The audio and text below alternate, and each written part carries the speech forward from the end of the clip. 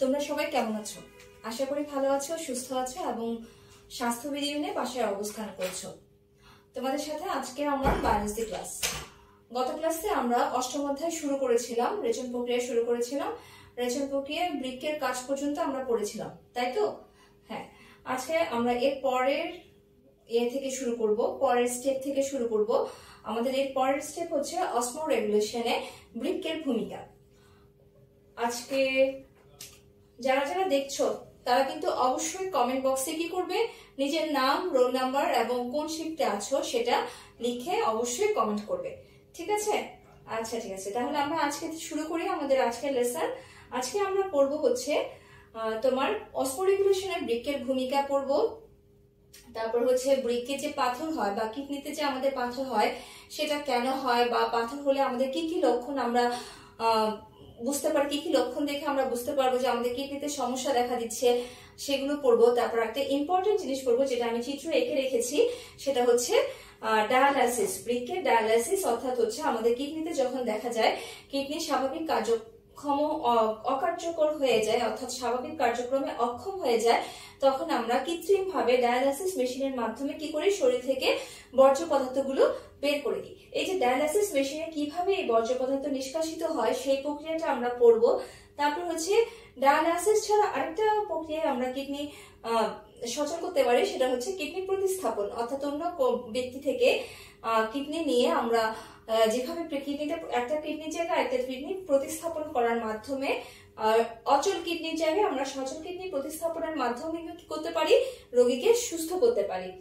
আজকে আমরা সেটাও পড়বো, কিভাবে কিডনি প্রতিস্থাপিত হয় বা কার কাছ থেকে আমরা কিডনি নিতে পারবো সেগুলো পড়বো। এরপর হচ্ছে মূত্রনালী সুস্থ রাখার উপায়। আজকে আমরা এই কয়েকটা টপিকস নিয়ে আলোচনা করব। লেখার জায়গা খুব কম দেখে আমি টপিকস গুলো লিখলাম না, জাস্ট মুখে বলে গেলাম। আমরা সিরিয়ালি চেষ্টা করব প্রতিটা টপিকস পড়ার। প্রথমে হচ্ছে অসমো রেগুলেশনে বৃক্কের ভূমিকা। অসমো রেগুলেশন মানে কি আগে আমরা সেটা জানতে হবে। অসমো রেগুলেশন, তারপর আমরা পড়বো অসমো রেগুলেশনে বৃক্কের কি ভূমিকা। প্রথমে আমরা জানবো অসমো রেগুলেশন বলতে আমরা কি বুঝি, ঠিক আছে? আমাদের শরীরে কি হয়, আমরা প্রতিনিয়ত কি খাচ্ছি, খাবার খাচ্ছি, খাবারের মধ্যে আমরা পানি পাচ্ছি।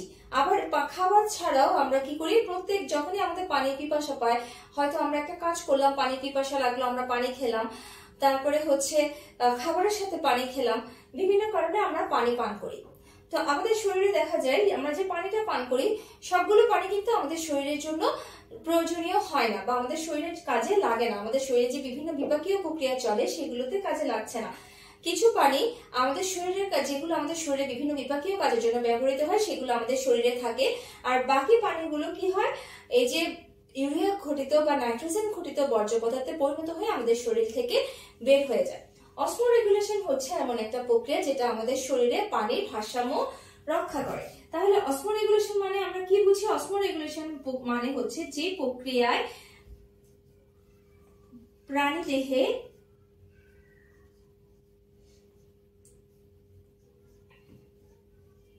পানির ভারসাম্য রক্ষা হয়।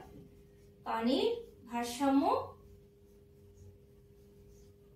রক্ষা হয়, এই প্রক্রিয়াটাকে বলা হচ্ছে কি, অসমো রেগুলেশন প্রক্রিয়া।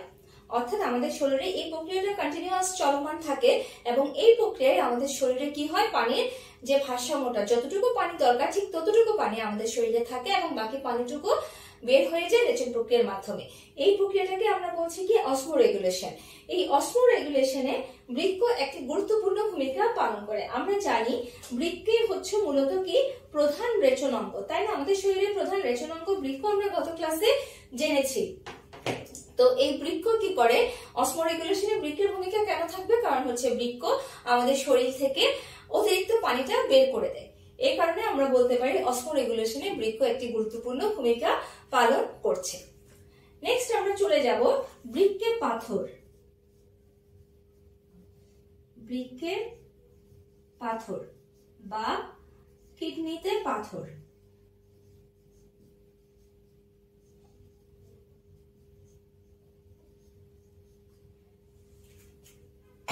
কিডনি বা বৃক্কে দেখা যায় বিভিন্ন ধরনের কি হয়, পাথরের সৃষ্টি হয়। অর্থাৎ এই পাথরগুলো কি হয়, বিভিন্ন আকৃতির হতে পারে। ছোট আকৃতির হলে দেখা যায় আমরা বিভিন্ন ওষুধের মাধ্যমে বা মেডিসিনের মাধ্যমে এই পাথরগুলো ভেঙে বা ব্রোকেন করে আমাদের কিডনিটাকে সচল করতে পারি। কিন্তু দেখা যায় অনেক সময় আস্তে আস্তে পাথরের আকৃতিটা বড় হতে থাকে, তখন অপারেশনের মাধ্যমে এই পাথরটা কি করতে হয়, অপসারণ করতে হয়। এখন বৃক্কে পাথরটা কেন হয়, আমরা আগে জানবো কেন আমাদের বৃক্কে পাথর হয়। বৃক্কে পাথর হওয়ার কিছু কারণ আছে, যেমন হচ্ছে প্রথম কারণ হচ্ছে বৃক্কে পাথর হওয়ার কারণ। প্রথম কারণ হচ্ছে অতিরিক্ত ওজন। দেখা যায় যাদের একটু ওয়েট বেশি, অর্থাৎ আমাদের তো সবার শরীরে একটা ওয়েটের একটা লিমিটেশন আছে, হাইট অনুসারে অর্থাৎ উচ্চতার সাথে ওজনের একটা কি আছে, সামঞ্জস্য আছে। এই ধরনের চার্টগুলো কিন্তু আমরা অনলাইনে সার্চ দিলেও দেখতে পাবো যে আমাদের উচ্চতা কত, এর সাথে আমাদের ওজনটা কত যাবে। যেমন ধরো আমার উচ্চতা হচ্ছে 5 ফিট 3, তো আমার জন্য দেখা যাচ্ছে আমার যে ওজনের লিমিটটা সেটা হচ্ছে 52 থেকে 60 মধ্যে। তো এভাবে বিভিন্ন উচ্চতার সাথে ওজনের একটা রিলেশন আছে বা সামঞ্জস্যটা আছে। এটা আমরা ডাক্তারের কাছে গেলে ওই চার্টটা পেতে পারি, কিন্তু এখন তো খুব সহজলভ্য, আমাদের গুগল আছে, গুগলে সার্চ দিলেও আমরা ইন্টারনেটের মাধ্যমে আমাদের ওজনের সাথে কিসের সাথে ওয়েটের সাথে হাইটের সাথে ওয়েটের যে সম্পর্কটা সেটা আমরা জানতে পারি। তো এই যদি আমাদের ওজনটা আমাদের হাইটের তুলনায় বেশি হয়ে যায়, তখন দেখা যায় আমাদের বিভিন্ন ধরনের শারীরিক অসুবিধা বা শারীরিক সমস্যার সম্মুখীন হতে হয়। এর মধ্যে একটা উল্লেখযোগ্য হচ্ছে কিডনিতে পাথর। অতিরিক্ত ওজনের কারণে কি হতে পারে, কিডনিতে পাথর হতে পারে। তারপর ধরো হতে পারে হচ্ছে, এটা হচ্ছে 1 নাম্বার কারণ।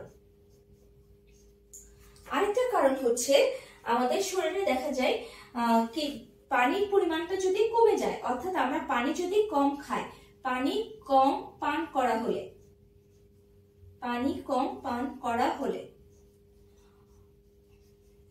দৈনিক কত লিটার পানি আমাদের খেতে হয়, মিনিমাম 2 লিটার পানি, অর্থাৎ 8 গ্লাস পানি কিন্তু আমাদের ডেইলি খেতে হবে। এই 8 গ্লাস পানির চাইতে কম পানি যদি আমরা খাই, 8 গ্লাসের চেয়ে কম পানি যদি আমরা খাই, দেখা যায় যে কম যদি হয়ে যায় পানির পরিমাণ, সেই ক্ষেত্রে কি হয়, কিডনিতে সমস্যার সৃষ্টি হতে পারে। অর্থাৎ সেই ক্ষেত্রে আমাদের কিডনিতে পাথরের সৃষ্টি হতে পারে। অর্থাৎ পানি যদি কম পান করা হয় তাহলেও কিডনিতে সমস্যা হতে পারে। এরপর আরেকটা কারণ হচ্ছে কিডনি সংক্রমণ। কিডনি সংক্রমণ, সংক্রমণ মানে হচ্ছে কি, বিভিন্ন ধরনের কিডনিতে দেখা যায় বিভিন্ন ধরনের ওষুধের পার্শ্ব প্রতিক্রিয়া, যে আমরা যে ওষুধটা খাই, আমরা এখন কি করি, একটু জ্বর হলে কিংবা দেখা যায় একটু মাথা ব্যথা করছে, আমরা পেন কিলার খেয়ে ফেলি, নাপা খেয়ে ফেলি কিংবা এস খেয়ে ফেলি। এগুলো হচ্ছে মূলত ব্যথা নিরোধক ওষুধ, তাই তো? আমরা কিন্তু এখন খুব সহজে কি হয়, একটু অসুস্থ হলে এই যে ওষুধগুলো খেয়ে ফেলি, পেন কিলার গুলা খেয়ে ফেলি। এই ওষুধগুলো কিন্তু একটা পার্শ্ব প্রতিক্রিয়া আমাদের কিডনিতে গিয়ে পড়ে। এটাকে বলা হচ্ছে কি, কিডনির সংক্রমণ। অর্থাৎ কোনো ওষুধের পার্শ্ব প্রতিক্রিয়ার কারণে, অথবা দেখা যায় হঠাৎ করে আমাদের খুব বেশি ডায়রিয়া হয়ে গেল বা অন্য কোনো ধরনের ডিজিজে আমাদের কিডনিটা আক্রান্ত হলো, এই সমস্ত কারণেও কি হতে পারে, কিডনিতে পাথরের সৃষ্টি হতে পারে। তো এই কারণগুলো হচ্ছে মূলত মেইন কারণ অতিরিক্ত ওজন। একটা মেইন কারণ হচ্ছে কি, পানি যদি আমরা কম খাই। এই জন্য কিডনি সচল রাখার জন্য আমাদেরকে দৈনিক 8 গ্লাস বা 2 লিটার পানি অবশ্যই খেতে হবে। আর হচ্ছে কিডনির সংক্রমণ যাতে না হয় সেদিকে আমাদের খেয়াল রাখতে হবে। হুট করে আমরা বেশি মেডিসিন খাবো না বা ওষুধ খাবো না, ডাক্তারের পরামর্শ ছাড়া আমরা ওষুধ গ্রহণ করব না, যাতে আমাদের কিডনিটা সংক্রমিত না হয়। এই তো, আর যে কোনো ধরনের রোগ হলে বা সেটাকে চরম পর্যায়ে যেতে দিব না, আগে থেকে আমরা প্রতিরোধ বা প্রতিষেধকমূলক ব্যবস্থাগুলো গ্রহণ করব, ডাক্তারের পরামর্শ অনুযায়ী ওষুধ সেবন করব, তাহলে আমাদের কিডনিতে সংক্রমণটা যাবে না। এগুলো হচ্ছে আমাদের মূলত কিডনিতে পাথর হওয়ার কারণ। এখন আমরা পড়ব কিডনিতে পাথর হলে কি কি লক্ষণ প্রকাশ পায়। আমাদের শরীরে কিছু লক্ষণ প্রকাশ পাবে, তখন আমরা বুঝবো যে আমাদের কিডনিতে মনে হয় কোনো ধরনের সমস্যার সৃষ্টি হচ্ছে। প্রথম লক্ষণ হচ্ছে প্রস্রাবের জ্বালা পোড়া। প্রস্রাবের জ্বালা পোড়া, যেটাকে আমরা ইংরেজিতে কি বলি, ইউরিন ইনফেকশনও বলে থাকি। প্রস্রাবের জ্বালা, প্রায় সময় যদি দেখা যায় যে আমাদের প্রস্রাবের জ্বালা পোড়া হচ্ছে, তখন কিন্তু আমরা ডাক্তারের শরণাপন্ন হব। কিন্তু হঠাৎ করে যদি দেখা যায় যে প্রস্রাবের জ্বালা পোড়া হচ্ছে, সেক্ষেত্রে যদি আমরা পানিটা একটু খাওয়া বাড়িয়ে দিই, ঠিক হয়ে গেলে এক্ষেত্রে টেনশনের কিছু নাই। কিন্তু যদি দেখা যায় দীর্ঘদিন ধরে আমাদের প্রস্রাবে জ্বালা পড়া হচ্ছে তখন আমাদের ডাক্তারের সাথে অবশ্যই আলোচনা করতে হবে।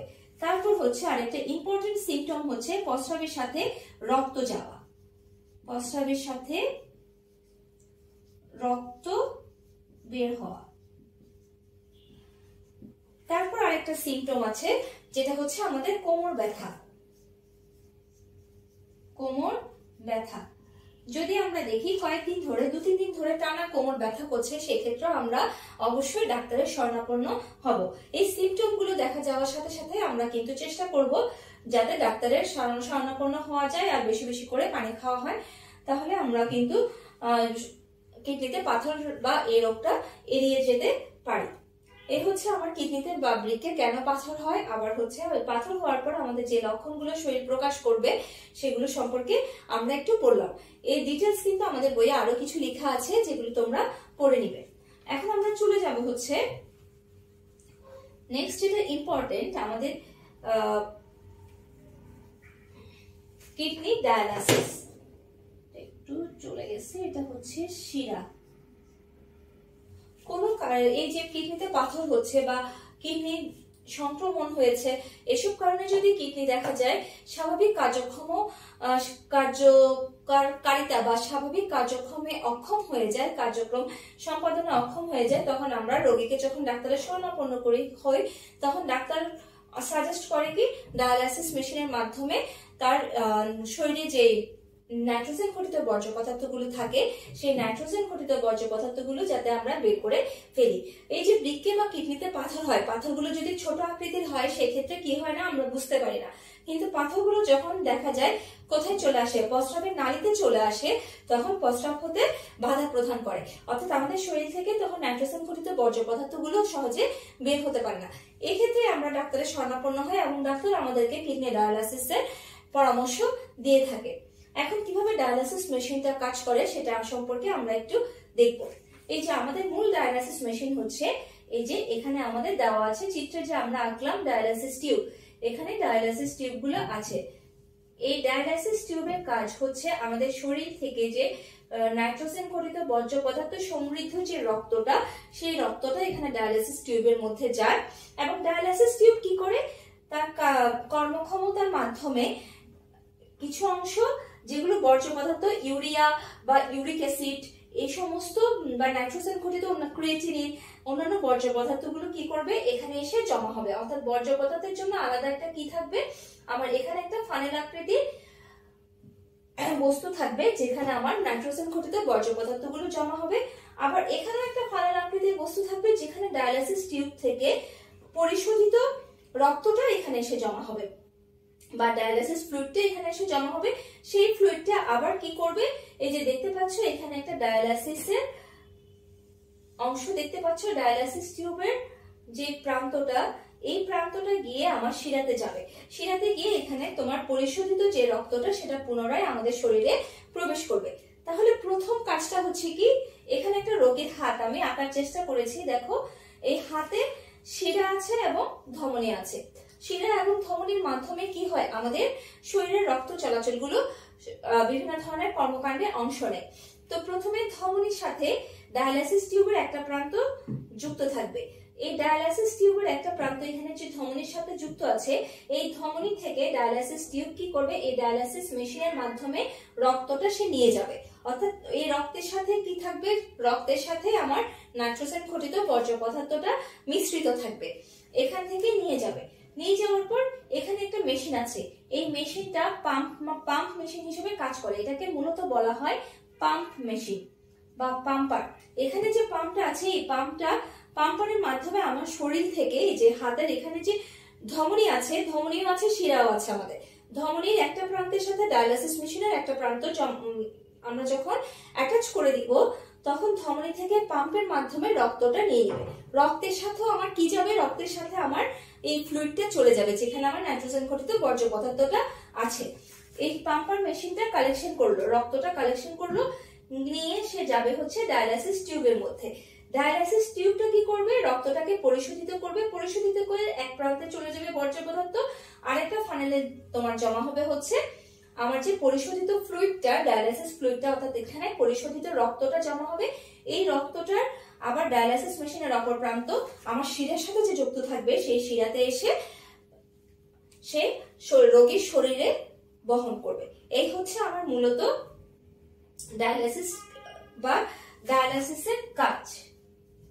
এটাই হচ্ছে ডায়ালাইসিস মেশিনের ক্রিয়াকলাপ। ডায়ালাইসিস মেশিনের ক্রিয়াকলাপ হচ্ছে এটা। এভাবে আমাদের রোগীর শরীরে ডায়ালাইসিস মেশিনটা কাজ করে। ঠিক আছে, ওকে। তাহলে আমরা জানলাম কিভাবে ডায়ালাইসিস মেশিন কাজ করে রোগীর শরীরে, বা আমাদের যাদের প্রয়োজন হয় ডায়ালাইসিস মেশিন। এটা কিন্তু খুব কস্টলি, এই জন্য সম্ভবত 4 থেকে 6 মাস পর পর কিডনি ডায়ালাইসিস করতে হয়। এটা আমাদের বইয়ে ক্লিয়ারলি লেখা নাই, কিন্তু এটা খুব ব্যয়বহুল একটা প্রসেস। ঠিক আছে, তাহলে আমরা পড়লাম কিডনি ডায়ালাইসিস কিভাবে করা হয়।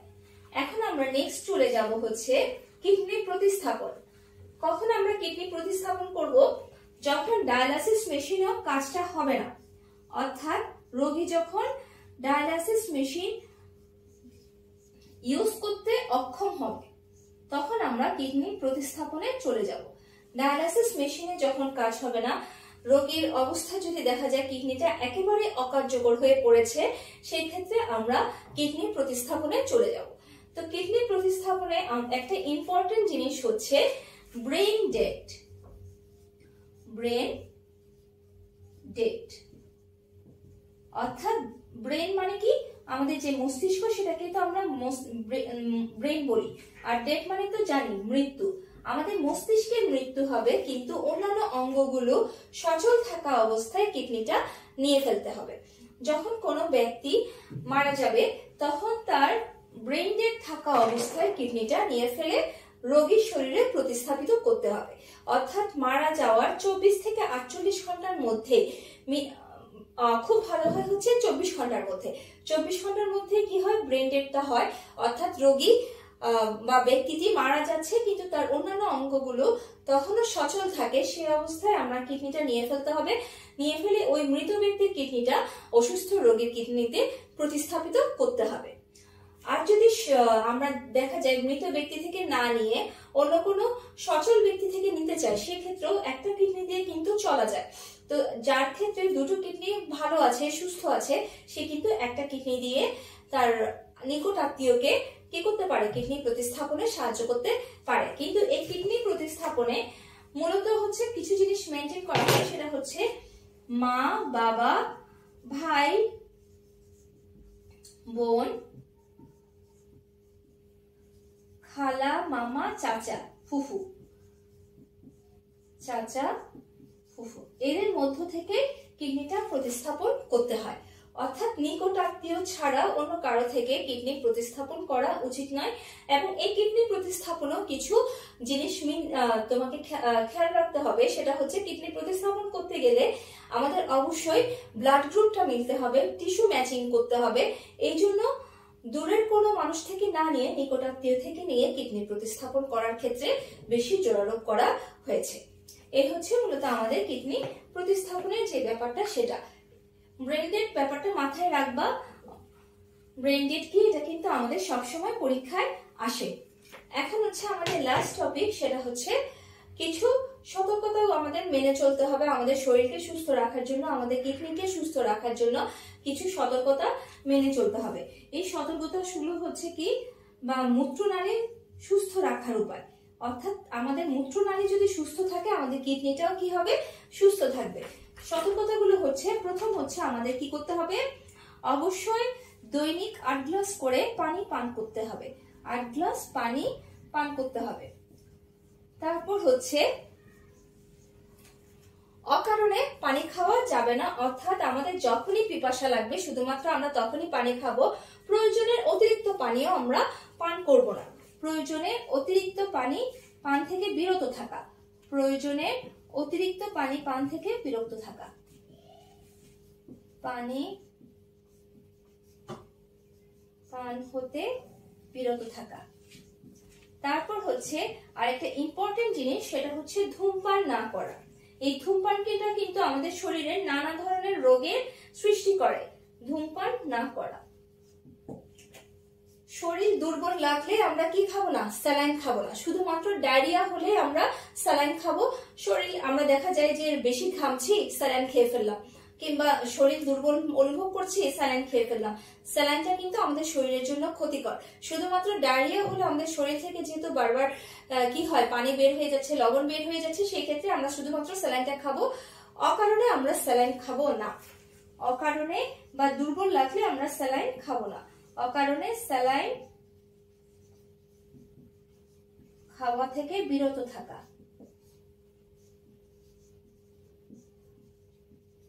বিরত থাকা। তারপর হচ্ছে ঘুম। আমরা ঘুমটা কিন্তু ঠিকঠাক মতো ঘুমাতে হবে। আমাদেরকে দৈনিক 6 থেকে 7 ঘন্টা ঘুমাতে হবে। এগুলো হচ্ছে মূলত আমাদের কিডনিকে সচল রাখবে এবং আমাদের পুরো শরীরকে কি রাখবে? ভালো রাখবে, সুস্থ রাখবে। আজ তাহলে এ পর্যন্ত। এই চ্যাপ্টারটা আমাদের এখানেই শেষ। আমরা আগামী দিন একটা নতুন চ্যাপ্টার দিয়ে শুরু করব, নতুন অধ্যায় নিয়ে শুরু করব। তোমরা সবাই ভালো থাকবে, সুস্থ থাকবে এবং অবশ্যই অবশ্যই বাসায় বসে পড়াটা শেষ করবে। কারণ আমাদের এবার কিন্তু এসএসসি পরীক্ষার্থীদের সবগুলো সাবজেক্টে কিন্তু কি হবে? পরীক্ষা হবে। সো সবাই বাসায় বসে পড়বে। এই হচ্ছে আমার তোমাদের প্রতি শুভকামনা। সবাই ভালো থাকবে। আল্লাহ হাফেজ।